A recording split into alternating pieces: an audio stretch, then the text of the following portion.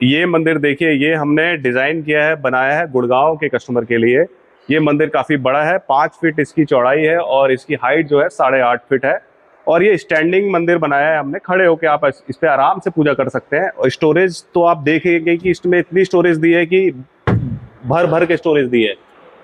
साथ में इसमें आप ये देखिए 3D एम्बोजिंग के साथ सारा काम किया हुआ है, मेटल इनले वर्क है बकायदा।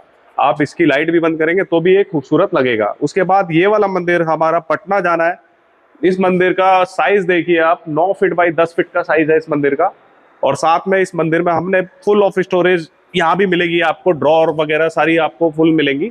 साथ में पिलर देखिए आपके कितने भव्य पिलर होने वाले हैं। इसकी डिजाइनिंग देखिए, पत्तियां वगैरह सारी इसकी जो खिलावट है वो आप देख सकते हैं।